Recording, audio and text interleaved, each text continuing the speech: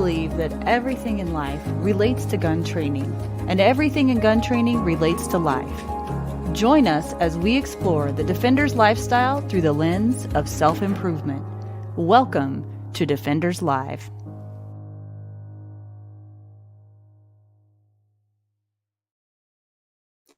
Good evening and welcome to Defenders Live. I'm your host, Laura Thorson, and I'm so glad you're joining us tonight. We have a special guest on, Tatiana Whitlock. She is the National Director of Training for a Girl in a Gun Shooting League, and we're going to be talking concealed carry and so much more tonight. But before we get to her, I have a few announcements. I just want to say thank you so much for attending, and if you're new or watching this as a replay, welcome. We're so glad you're here. Please go ahead, drop in the comments. Tell me where you're watching from. We want to hear from you. And a couple things. Don't forget that we're going to have a live Q&A at the end of the broadcast with Tatiana. So be dropping those questions in the comments as the broadcast goes along, and we'll gather those at the end. Also, don't forget to drop in your win of the week this week. We have been dropping in and sharing some of our wins, and that can be a big win or a small win, doesn't matter, as long as it's something that you're proud of that you want to share with the group. And also make sure you use the acronym win of the week, because otherwise we sometimes don't catch that in the comments. That just helps Adam find those as well. So we'll be sharing that later in the broadcast. And Adam Winch, as I just mentioned, the founder of Defenders USA, is helping us behind the scenes tonight, helping me with comments and whatnot. So he might be popping on the screen as we go through the interview tonight. We never know, but we're glad that he is helping. So last reminder before we get to Tatiana, if you haven't already, please join the Defenders Live Facebook group. There you will find everything everything Defenders Live, and get updated on upcoming guests, and so you'll know what to expect. Also, go to defenders-live.com where you can sign up for our email list and subscribe there so that you won't miss an episode. You can also see past guests, and you can go to our partners page to check out products and services that we stand behind, and we stand behind the people with those companies as well. So be sure to check that out. I'm sure there's something you can find on there that will be helpful to you. All right. And last thing, please like, share, subscribe to all the, the YouTubes, the Facebook, the Rumble, wherever you're watching from. Please do that as well. All right. So let's check out in the comments and see who is on tonight. So, oh, hey, Scott, you did make it. Scott told me he wasn't going to make it. From Fort Worth, we've got Haven Defense Co. from Colorado, Clint from Texas. Thank you for watching. Nancy from South Dakota, Kathy and Lynn from Michigan, someone here from Tennessee, and Marie from Texas, Kara from Arkansas. You're back home now. And, oh, you can't post the win of the week, Adam. See, you got, he goes a little crazy sometimes. So we'll wait for that one. Costa Rica. Wow. I don't know who that is, but thank you for watching. Alice from Maine is on, Amanda from Wisconsin, and Rick from Colorado. So glad you guys are all with us tonight. Hey, Joy from Florida. They just keep shouting out. That's wonderful. We really appreciate it. We love hearing from you. And like I said before, don't be afraid to banter in the comments back and forth. Tell us what you're thinking. And if you have questions for Tatiana at the end of the broadcast, drop those in at any time, and we'll be gathering those. So Tatiana Whitlock is the National Director of Training for a Girl in a Gun Women's Shooting League. She has trained with the top names in the firearms industry and prides herself on being a dedicated student of the craft. As a firearms instructor, she teaches nationwide, working with men, women, and youth to establish a real-world foundation of firearm skill, safety, and situational awareness.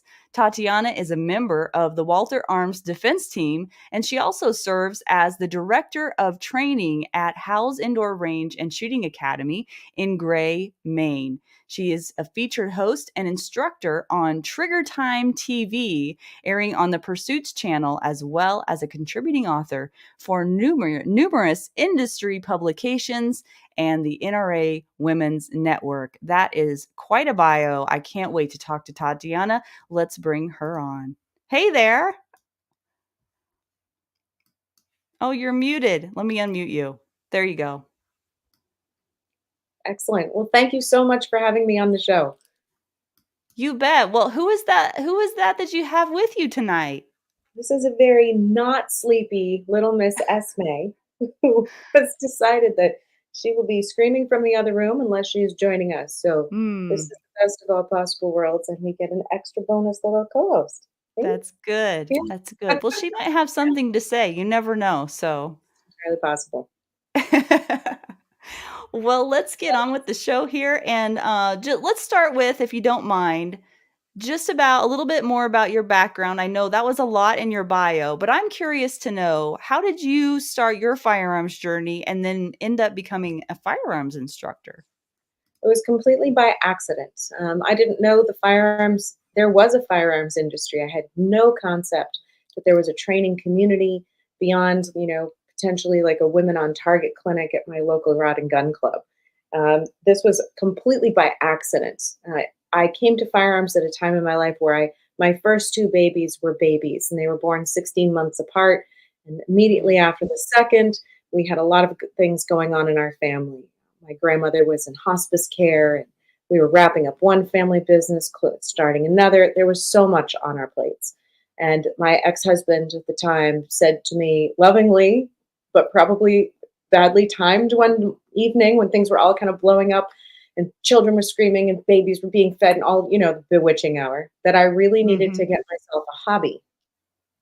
And I Hmm. was like, wait a minute, hang on a second. And of course, came from a place of love. It came from a place of you need to do something for yourself. You have to have Yeah. something that's going to feed you and keep you going through all of this insanity that just breaks you away so you can do Yeah. something for you. And Yeah. coming from a fine art background, I have a degree in fine art, ceramics and painting and all of the things that most people would pick up as a hobby were already something that was already a part of my life. So I wanted something completely outside of my wheelhouse, something no one in my immediate vicinity or world could have a say or express an opinion about or tell me how to do better. And so I Mhm. figured, well, it had been about 2 decades since I'd gone hunting with my dad and my brothers.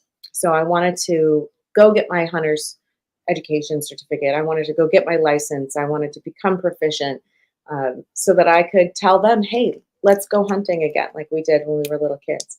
And I had Mhm. no idea that that would prompt or lead me down this path. It started with an NRA Women on Target clinic, so I'm a huge advocate of those. They're phenomenal opportunities for women to gain access to a range and an experience that is so positive and safe and well organized. And that snowballed into traveling all over the country and learning beyond the state of Maine what other instructors across the nation had to offer, particularly to answer questions that, as my life story evolved, I started asking. So shortly Mm. thereafter, I became a single mom, and my questions went more from, well, how do I hit that bullseye at ladies' night to, well, what does it mean now to have a firearm in my home with children in it? Mhm. That was very concerning to me. And then, well, what does it mean to even conceive of the fact that if I had to defend myself in my home, what would that look like? Realistically, what would that look like? And then to a couple of experiences where me and my babies were, pursued and followed in a grocery store out to our car. And then from the parking lot, for about a 10-minute drive, this individual followed us through neighborhoods as I fished my way around. And that Oh, really, wow.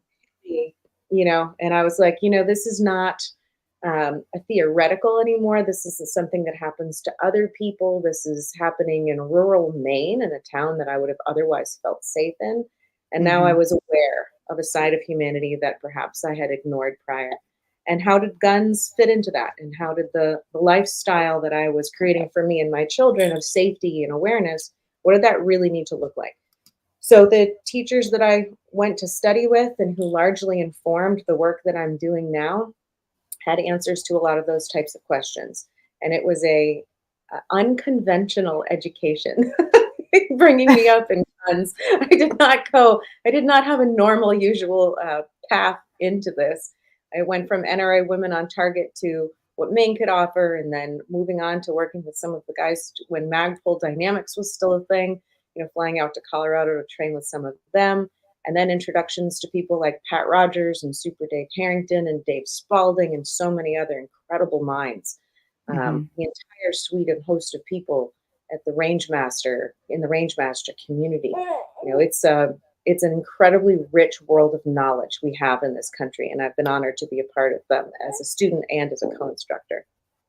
Wow, what a journey. I did not know that story. So that is really I'm sure Mhm. many people can relate to some of what you said. So I hear that a that lot. is yeah. Well, That a hi lot. Adam. So What a jumping in real surprise quick. to see you. So jumping in real quick before we move on, right? People need to know this, and we'd like to hear more. So Tatiana, as you know, I grew up in a French country, grew up speaking French. Your daughter has a French name.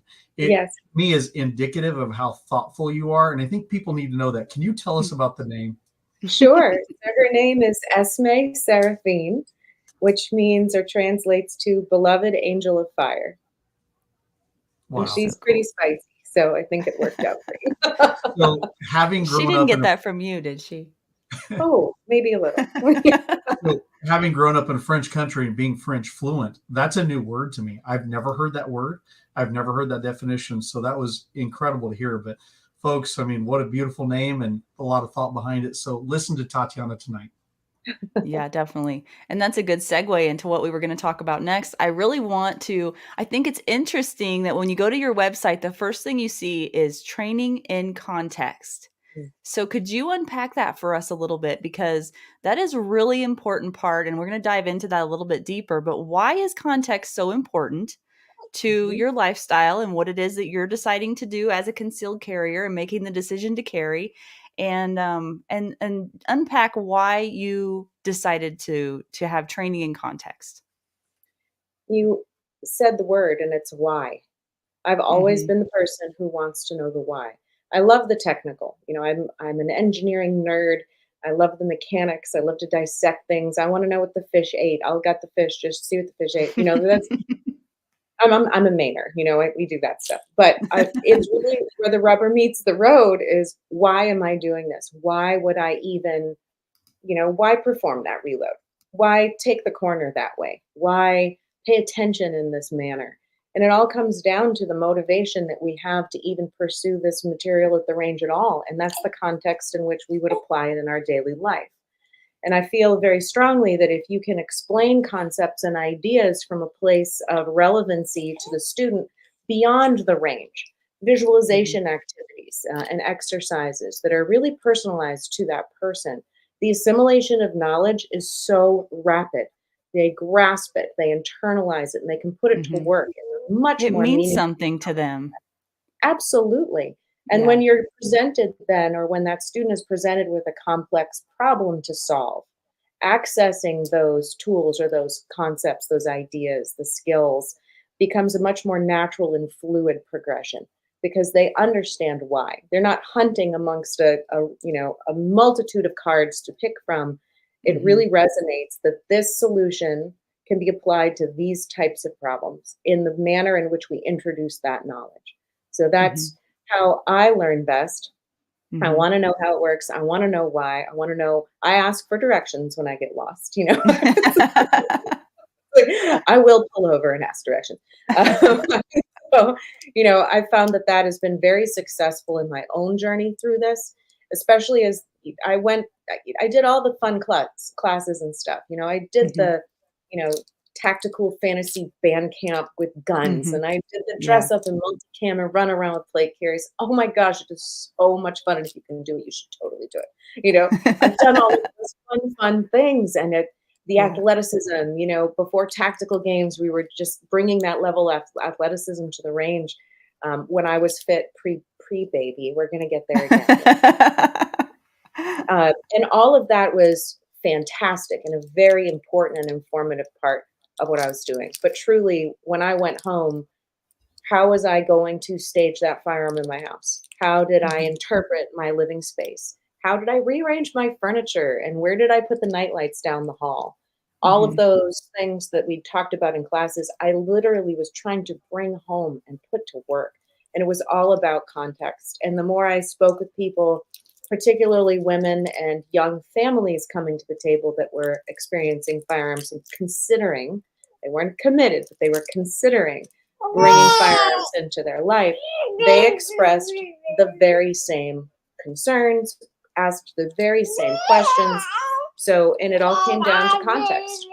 Right. And so I What does it mean to me in my life right now? And as you know, life changes, right? There are different chapters in our lives. So depending on where we are in our lives, things might change in how we decide to carry or stage things or whatever. Our mindsets might be different too. We're all on a different journey, and a different path. Absolutely.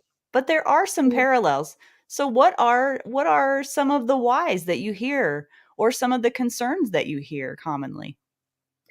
Well, I'll share a story with you. There was a young woman in a class that I just recently taught, and she came in rather hesitant and a little apprehensive, as you would expect to a basic pistol for self-defense class. And she shared a little bit more and more of her story as the 2 days of training progressed. From, I'm new and I have this gun that my husband packed for me, down to the fact that her husband had just recently been shot in a drive-by shooting, and she has Oh, 4 little children. So we're not talking about hypotheticals anymore for this individual. This is an yeah. individual who has, within the last year, experienced an ugly side of humanity, who has a very young family. And this is very real to this person. This is very, very real and palpable. So Mhm. everything that we did, from the types of reloads and why you would perform them and under what conditions, made sense to her. That made absolute sense to her. And the Mhm. stories we told about moving through spaces or solving problems within certain environments and distances that were relevant to her. So, for example, 3, 5, 7, 10, 15, 20, 25. What do those distances mean for pistol work? Mhm. They're convenient increments, is what they are. They're just Mhm. convenient range increments. Mhm. And that's not quite real. And that wasn't real for her. So we beg the question, what is the shortest distance in your home, right? From your pillow to your bedroom door. Let's take a short distance. What does that look like? Is it 2 yards, 2.5 yards? Okay. So now our up close distances are at that space. And take that mental snapshot of lifting your head up off the pillow, facing your bedroom door, and what does that look like? Right. So now let's think about, what could the longest shot in your house be realistically, from where you would Mhm. be working, sitting, standing, to where someone could uh, show themselves, right, or appear uninvited and make themselves known in that space. If you're at the kitchen island, is there a side kitchen door? Would it be across the living room? Do you have an open concept house? That kind of idea. For some Mhm. people, the longest shot would be top of stairwell to bottom of stairwell, for example, right? Mhm. And then an interim living space distance. So suddenly the distances that we're working are mean something. They mean Yeah. something, and you see yourself in that space. And that distance has relevancy now in a way that it hasn't before. And that was a very powerful tool for her, as it was for Mhm. some of the other people in the program. And that's Mhm. just one example of the type of thing that we do to build contextual relevancy within the work that we're doing. That's so important. So important and not done very often, I believe. I At least feel like it's not in a lot of trending. classes I've taken in the past. I feel like it's something that's trending now. I feel like it's something that's It's um, trending? I hope it's catching on. I hope it's Yeah. growing. I hope we're building momentum. Yeah. It's always nice when people say that, you were a champion of this idea or this concept, and that's great. I appreciate somebody taking notice of that, but that's irrelevant to me. I would much prefer to see this kind of idea become mainstream. I think we all Mhm. benefit from that, and credit isn't necessary. It's the momentum of it that's powerful. That's what Yeah. makes me. It's like, yes, we're doing it. We're getting there. This Right. is awesome. Right, and Yeah. we're breaking through to people, and they're understanding it from their perspective because they when they come to a gun class, yeah, of course, they wanna learn the things, blah, blah, blah. A lot of times, they don't know what they don't know, and they're willing to admit that, but at the end of the day, they wanna know, "What does that mean to me in my Mm. life?" You know? And that's a little bit different for everybody, so when you can help people realize that for themselves, that's so powerful. Yes, and Yeah. challenge them, because many Mhm. times when we'll do a visualization exercise, male or female, I'll talk them through a scenario that is benign, leaves a lot to suggestion, right? That you can fill in the blanks, choose your own adventure somewhat. It often summons and triggers emotions from past experiences as they're going through this mental journey that they weren't quite prepared to face. And Mhm. in that, we meet ourselves in interesting ways. Yeah. Women are often the ones we expect are going to find an emotional trigger, but I'd say it's pretty 50-50 with individuals and classes. Um, Mhm. because again, and if you're not having that kind of powerful emotive experience, perhaps we're not training in the right mindset. Right. Right? Yeah. We, as instructors, we have to cultivate and train access to and championing through those types of emotions because that will be there. That Right. fear will be there Mhm. should it actually occur.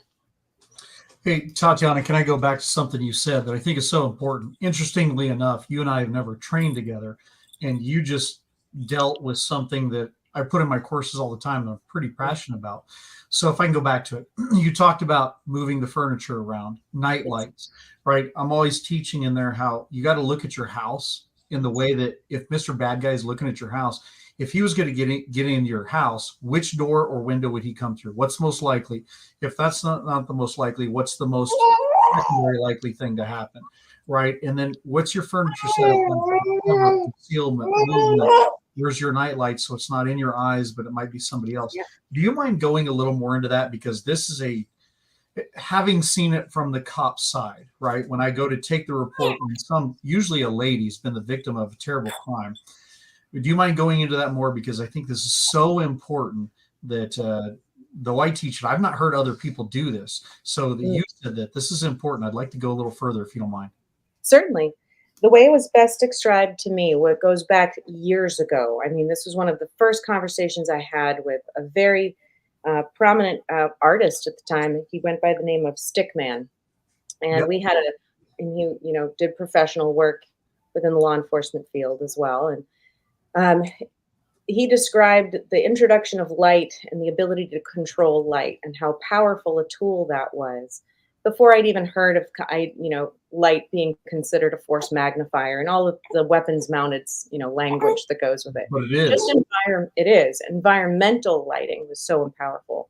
And he said something to me that always resonated. He said, T, the devil lives in every dark hole. I was Mm. like, oh, well, when you put it like that, I'd like to light it. Yeah. Thank you very much. And if I can control it, if I can see it, I can control it.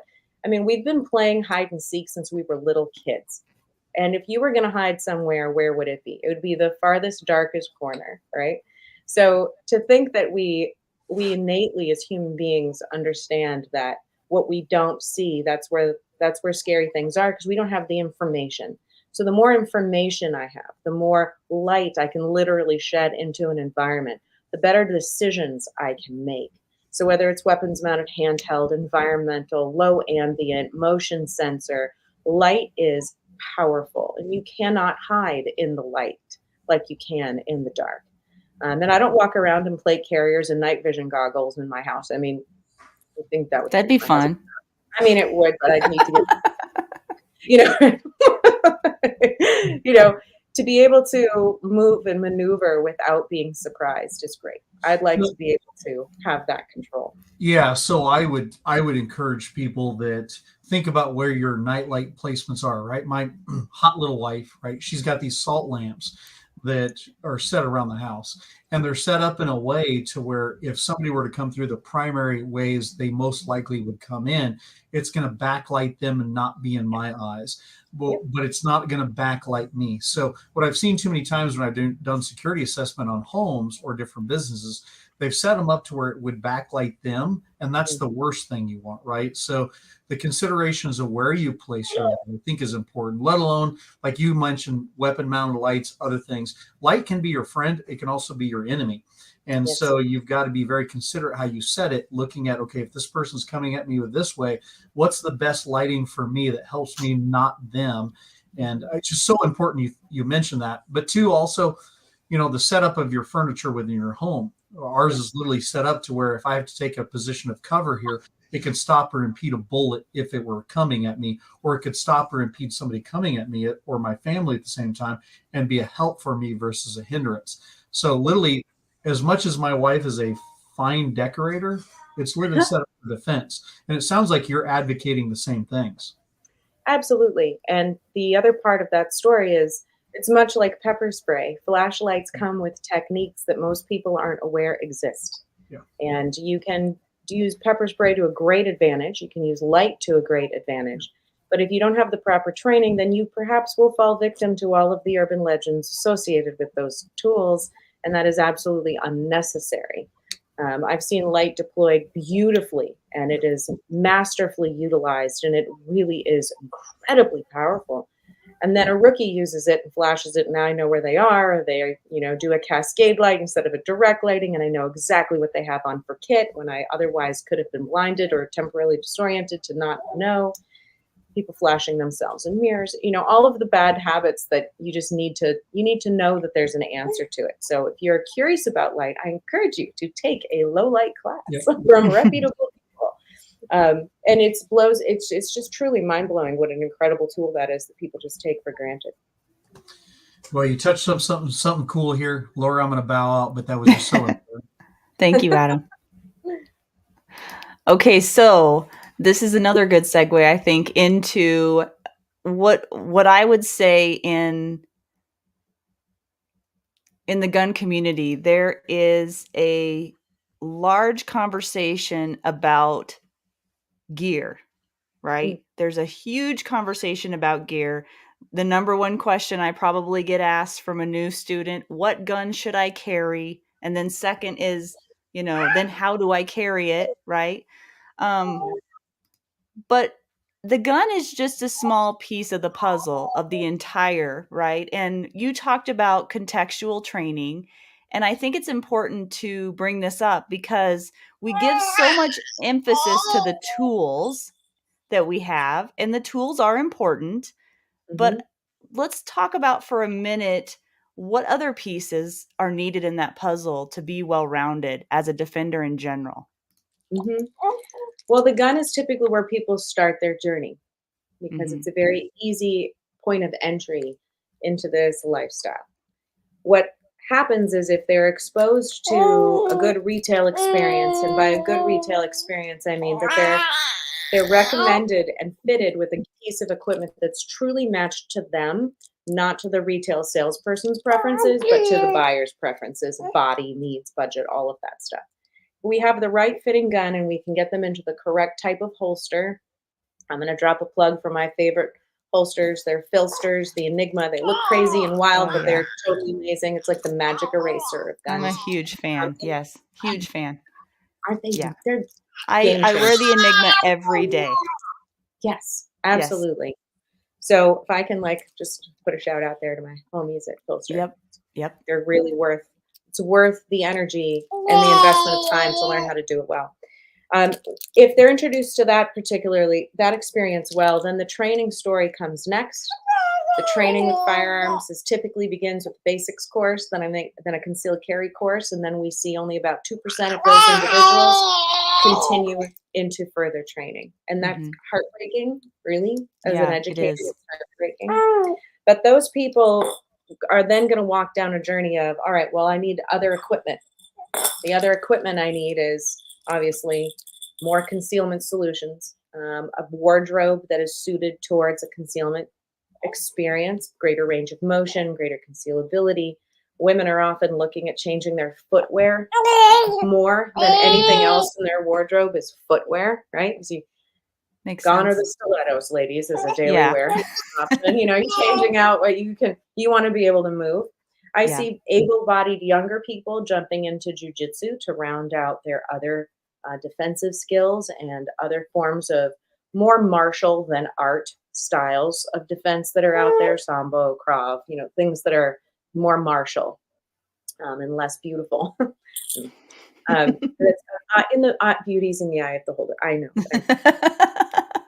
And then medical. Medical is the other topic that people, it can become trendy. Everybody wearing a med kit on their belt and all of this stuff. But how many of you have actually taken the class how to use it. That's always a great question in classes when people are all kitted out with the retail gear. Mm-hmm. You got to have the skill to go with it. Mm-hmm. Right? I think she has something to say about that. She agrees. And pepper spray. Pepper spray is Mhm. perhaps, or OC, the most underappreciated component of an everyday carry kit. And I see some trainers out there doing amazing work to dispel those myths and make it kind of more appealing. And, pepper spray, right? Who carries pepper spray? You got to be wimpy to carry pepper spray Mm. until you hear the legal argument for why you want to carry pepper spray. Yeah. And that changes Yeah. people's attitudes quite quickly. Mm-hmm. So, Chuck Haggard, I know he's on the show or has been on the show before. He's going to be. He hasn't yet. Oh, you're in for a treat. His knowledge about that tool and that application is outstanding. So, to all of our folks watching, make sure you tune in for that one. The legendary lawman, Chuck Haggard. I feel like we need some music to go along with that. You should. You should really cue something up for I his might intro. do that. That would be fabulous. Oh, too much fun. Too much fun. All right. So, okay, we talked about training. Okay, we emphasize gear and guns and not training enough. I don't think. I mean, we as gun trainers, we emphasize it, but as a whole in the industry, I don't know that I would say the gear and gun. It's more fun to geek out on that stuff, right? For the most part. Everyone wants to Well, know, it's what are you easy. carrying, right? There's a level of satisfaction when you go and buy something. It's like Mhm. you've attained something more, you've built something more. But I think in the training conversation, people really need to appreciate the fact that watching these podcasts is a component of educating yourself. It is a Yeah. component of training. Reading the books, listening to the audibles of phenomenal writers, like Amanda Ripley, Unthinkable, Varg Freeborn's books. And there's so many incredible contemporary writers speaking to this entire topic, not just of the buzzword mindset, but of the Mhm. reality of what it Yeah. means to Yeah. be in the defensive world and to adapt that into your lifestyle. It's a Yeah. huge, in addition to range time, in Yeah. classrooms. Yeah, and so if you were talking to somebody who isn't carrying every day, you can hear me, right? Someone who isn't carrying yet, but who is in the consideration phase of it, Mhm. right? And they're curious about it. What would you tell them would be some of the steps to build up to carrying every day? Where should they begin? What does that look like? They should begin by having fun. The concealed carry story is when you really look into it, it's very dark. It can be very Mhm. intimidating. Understanding the crime in your environment, if it's not already something that's very salient to you right now, when you start figuring that out, you don't really want to leave the house. So carrying concealed will open your eyes to the part of your world that you didn't want to see or you wanted to wish wasn't there. So it's important when you begin this journey that you find a way to have fun while learning those skills. So find a group. She agrees. Find a range with a culture that speaks to you. Find your people. If you're Mhm. a woman, find a girl in a gun chapter near you or something comparable. Find trainers that are answering the questions that are relevant to your life and follow them, study them. I mean, you have to keep it interesting and appealing, or you will lose your drive. And within Mhm. 6 months, I find people have just abandoned that gun that they purchased with the hope, and they got the permit, they did the paperwork. And once they bought their permit, right, got through the permitting license, it's another kind of retail soothing investment. They kind of tap out because, Mhm. well, I've checked the necessary boxes and Yeah. I've learned a little, and I don't feel the panic or pang of fear Mhm. and urgency that I had when I first bought. So if you're not finding a way to have fun, that's something that's going to keep you coming back to the range. You're not going to do it. You're not going to Yeah. do it. That's such a good point and so important. And so Mhm. what do you find are some of the biggest obstacles of why people don't carry, in your opinion? What do you think those are? There are the obvious ones, like, does this gun make me look fat? Having to change your your wardrobe or perhaps your daily habits and routines. That's an adjustment. I just for find folks. that hard. I guess I have a different way of looking at that. That slight inconvenience of being a little bit uncomfortable once in a while. And it's true. With the Filster Enigma and a good holster, I mean, I don't even notice I have a gun on anymore. But it was a process getting there. But it's hard to believe that that slight inconvenience is enough to make somebody quit or not carry whenever the reason why they're carrying is to protect their family Mhm. or their own life. I mean, I guess they have to keep thinking about their why, right? You do. You have to. And I encourage people to put it on their home screen of their phone. You have to look at that phone a million times a day.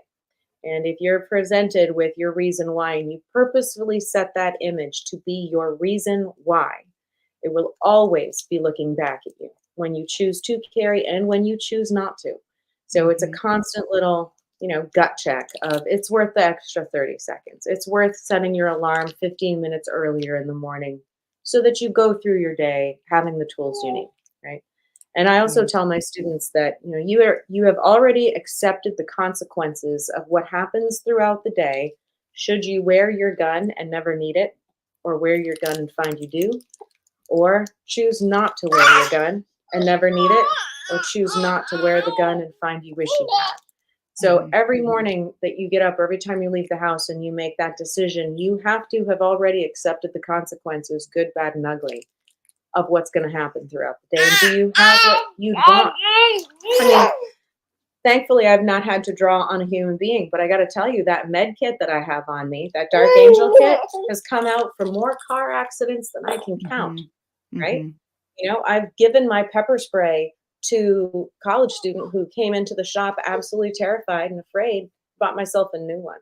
It's like your EDC kit is far more than just the gun, and many critical elements of it travel with you places where the firearm can't. So again, it's the bigger picture. The gun is just Mhm. a catalyst for a bigger life story, and Mhm. considering more of what you would need than just bullets. Bullets, Mhm. brains, and bandages. I think Kerry Davis says that best. That's kind of his Yeah. jam. He's right. He's absolutely right. But you asked the barriers to entry, and that's an easy one. The one that I don't think it's talked about so much is the social shaming element. The element where Mm. many people coming into this for the first time are discovering the reasons for them are very clear. But then they're getting judged. They're feeling the heat from family members, from coworkers, from people within their faith-based community, perhaps sometimes from spouses or children. And that is a huge deterrent. My family experienced it in the old community that we lived in. My kids were no longer invited to birthday parties or play dates when the other families found out what I did for work. You're So kidding. nope, it was amazing. And then when COVID hit, shockingly, most of those families sought me out for training because they Wow. themselves felt the need. She says, "Mom, it's bedtime." Right. She agrees. Yeah. I know. I mean, she's wide awake. That's the problem. You are happy though. Yes, this predates you, so you lucked No out there. sleep for mom tonight. Oh no, this is normal soup du jour for me.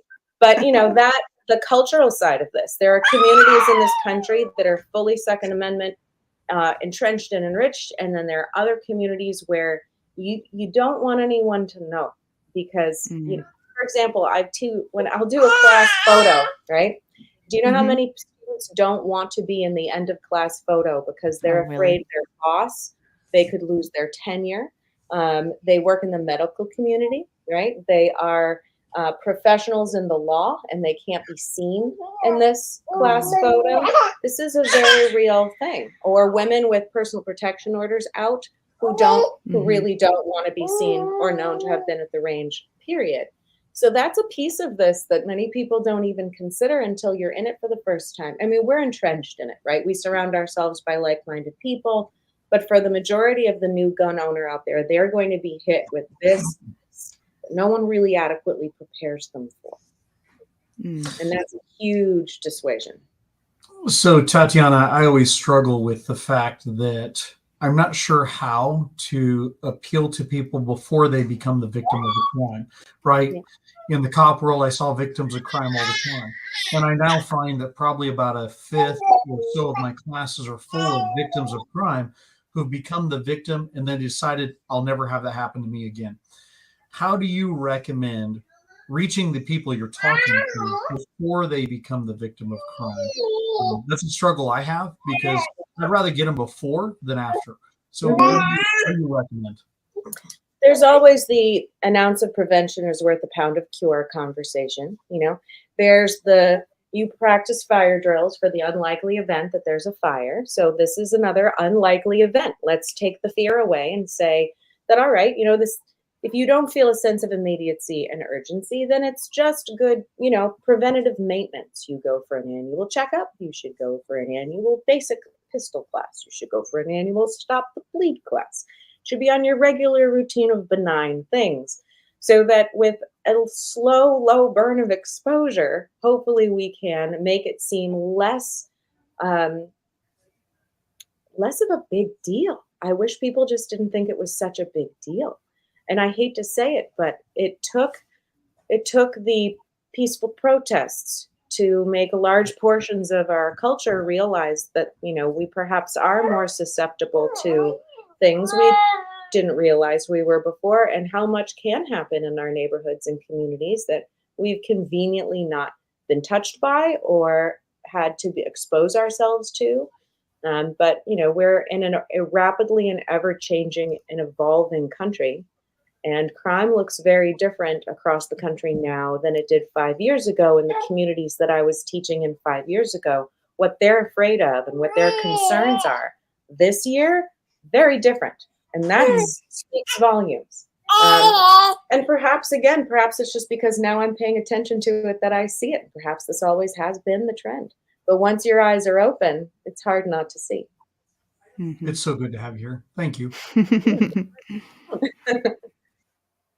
So, guys, don't forget that we're almost through the hour here. So we probably should be transitioning soon into the Q&A. So if you have questions for Tatiana, be putting those in the comments so that we can gather those here in a few minutes. So, Tatiana, a couple more questions before we transition here. What are some of your most commonly asked questions in a concealed carry class? How come you carry such a big gun? That's what I get asked. I get asked that too. Yeah.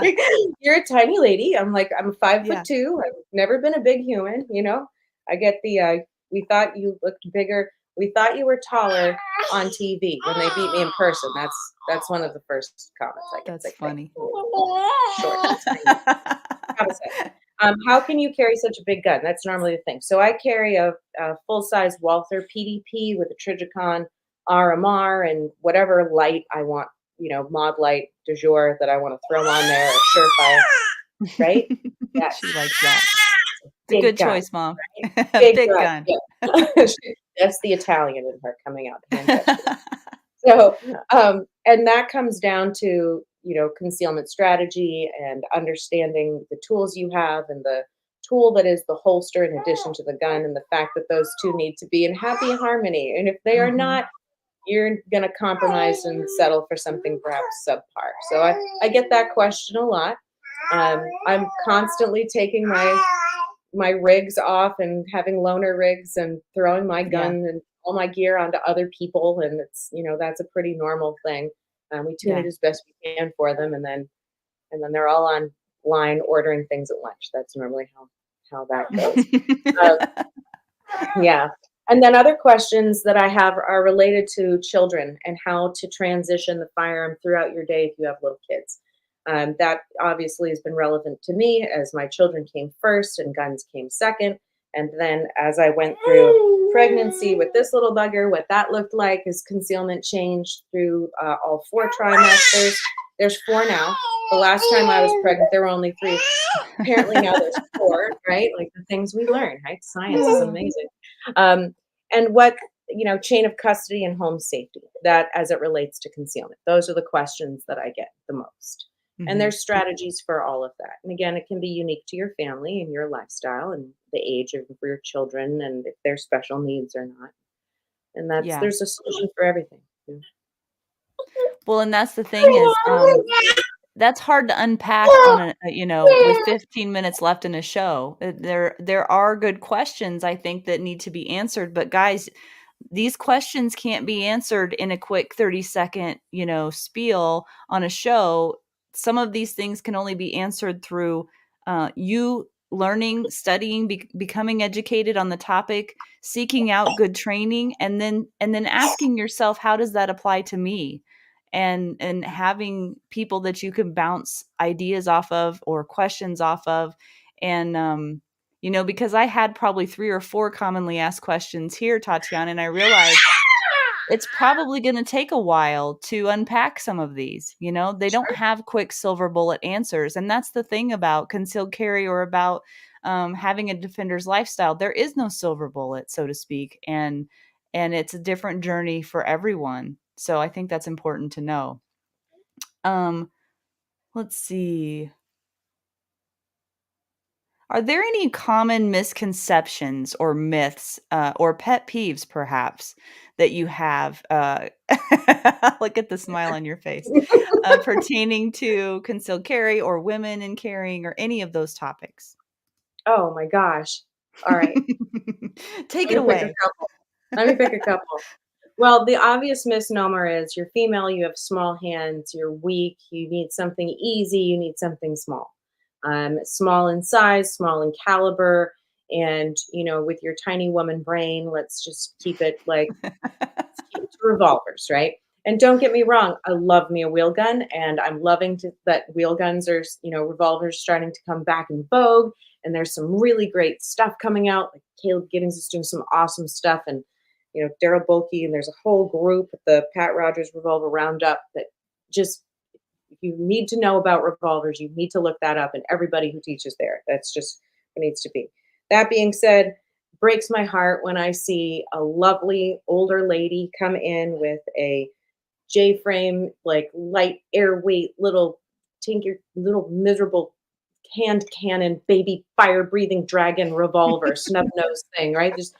And she's got knobby arthritic hands and she's got failing vision. And we've got macular degeneration going on and she can't see and she can't hold on to it. I had one lady hold literally her skin was so fragile that recoil just bouncing on her skin from that little revolver broke her skin and we were bleeding all over the gun. I was like, you've got to be kidding me. Like, can we please well, I don't want something complicated because it's got too many moving pieces in a semi-automatic. My argument there is, listen, you drove a car here. Yeah. There's a lot of moving parts there. There's a lot to be Yeah. responsible for. A lot of buttons, Yeah. a lot of levers, a lot of situational awareness. And you didn't run anybody over, I hope. And you obeyed by all the laws and you stopped at the stoplights and the red lights. And you went in the green, you slowed on the yellow, and you made it here. And this Mhm. semi-auto is exponentially fewer parts, much easier to operate. And if it breaks down, you don't need AAA. I can teach you how to fix it. Mhm. And that tends to change attitudes fairly quickly. I'd like to see more work done at a retail level to educate our retail sales folks around the country into how to Yeah. properly fit people with firearms. We've got so Mhm. many phenomenal choices across a lot of different manufacturers now, more than we ever have. For right-handed, left-handed, I mean, there's so much now, Mhm. right? There's small, Yeah. medium, right? We've got it all, right? Yeah. It can be overwhelming, but there are some outstanding products. And if you can put the right person in the right gear, you can make a good shooter a great shooter. And the Mhm. struggle isn't there. There's no struggle. It's a natural progression. So I Mhm. think that women are the ones who are sold the wrong guns right out of the gate, and that's largely why we don't see them return because they have a terrible or negative first experience. Yes, I totally agree with that. I feel what you're saying. I totally do. Yep. And we all have our holster bag of shame too, right? I mean, like I said, I am all in with Filster Enigma and Haven Defense Co., which is on our partners page. Guys, I believe in those two companies wholeheartedly. I use their products daily, and I do everything with that holster chassis system. It has changed everything for me, and thanks to Adam Winch for introducing me to that. So the good news is spreading, and that is really a game changer. So I'd encourage you guys to look up Filster holsters if you can. And Yes.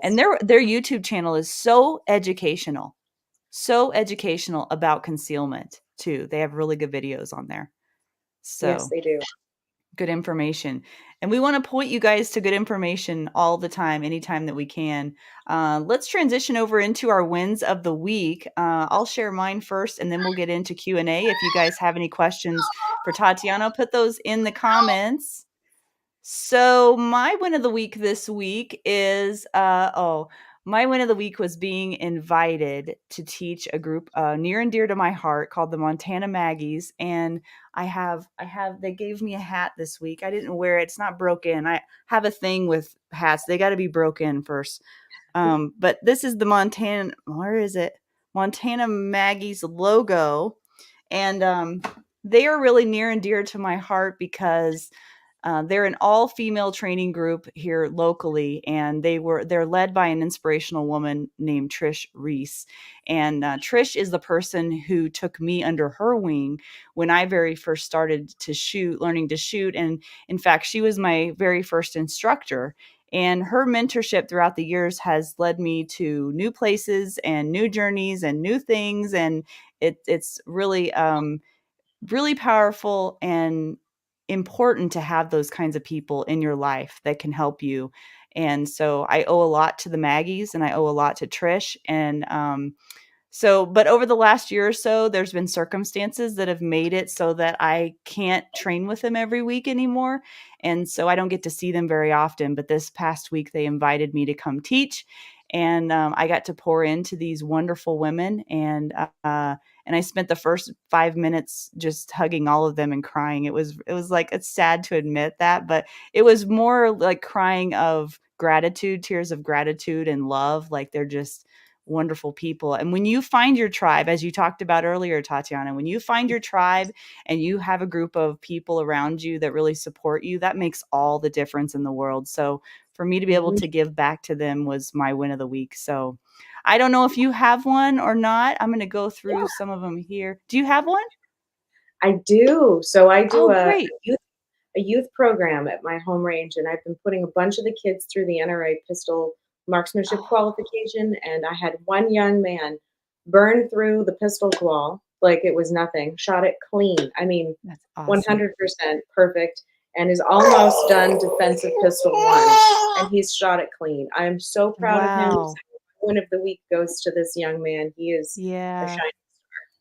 That is so cool. I love that. Let's Mhm. see who's shouting out their win of the week. Thanks for the acronyms. That really helps Adam. You know, he needs to be able to see who's win of the week. So Kathy says, my win of the week is I'm working toward being a more processed focused shooter. Yes, that's perfect. That's what we talk about all the time instead of being outcome focused. You'll be much happier that way, Kathy. Clint's win of the week. It's been about 2 weeks since I've done any training. I took the Mantis pistol marksmanship test and got a 96%. Wow. Very Good nice. job. Yeah. Our audience is very engaged. They're out there training and doing good things. Anna Marie says, I was part of a company-wide downsize after being employed for 27 years. I landed a fantastic job this week where my employer is a 2A supporter and a Christian. That is a win. That is such good news. Congratulations. And Scott's win of the week this week, my mom's 87th birthday is today. Happy birthday to your mom. And Adam's win of the week, I got to compete with some 5th group SF guys and another guy and lady who had just competed in a national competition, and I sort of kind of held my own against them. That's Yeah, great. that's Kara shot my very first IDPA match this past weekend. That's great. fun. How did it go? Did you have fun? Most importantly, did you have fun? That's great. Okay, well, looks like we've got just a couple questions. If you guys have anything, we're going to wrap up here. I love you too, Wendy. Wendy's one of the Maggies. I love her dearly. I love all of them. And I didn't even cry about it tonight, Wendy. Aren't you proud of me? Okay. So Kathy wants to know, Tatiana, will you talk about your role in developing the PDPF for Walther? Sure, absolutely. So Walther invited myself and a bunch of other, pretty much everybody on the Walther Defense Division, who is now a part of that team anyway, independently a couple of years ago to give feedback on what was the development of the original PDP. And they were very receptive and took all of our feedback and put it to work. They actually re-engineered the gun to our suggestions, which was incredible. I've never seen that before. They did everything. Wow. And they alluded to the fact that they wanted to dress and do something for the women's market. And so they brought me back to the table, Gabby and some of the other ladies, Michelle, and we all I'm getting kisses, from all of our own perspectives, because we're all concealed carriers and we all had kind of participate in different facets of the industry and understand women in all of those genres. I love you. I love you too. It's really nice. And so what we ended up doing was taking the PDP, all of the phenomenal features that went into the PDP, and sizing them, scaling them, tuning them for a woman's hand, right? So with our ergonomics in mind, with our answering our problems, addressing the issues that most women have. And as a result of that, the end result was the engineers at Walther put together the answers to all those questions, and it became the F series. So reduced reach to the trigger, i.e. a smaller grip circumference. So you're not fighting to find the front flat face of the trigger anymore. The ability to actually get to the mag release, people. Isn't that do some shimmy acrobatic move to get to the mag release? I mean, that is life changing. It's Yeah. a lot of tiny tweaks, a lot of tiny little things all put together that really created that answer that became the F series. And if you look at it, it was designed with a woman's hand in mind, but it really is a PDP slim. It's a slim version, a slightly more tuned version of the base PDP, which is an outstanding gun. I love mine. I carry both of them, and they're phenomenal. Another thing about the F series that is not really, I don't think, talked about enough is we did reduce the forces necessary to rack and manipulate the slide. So Oh.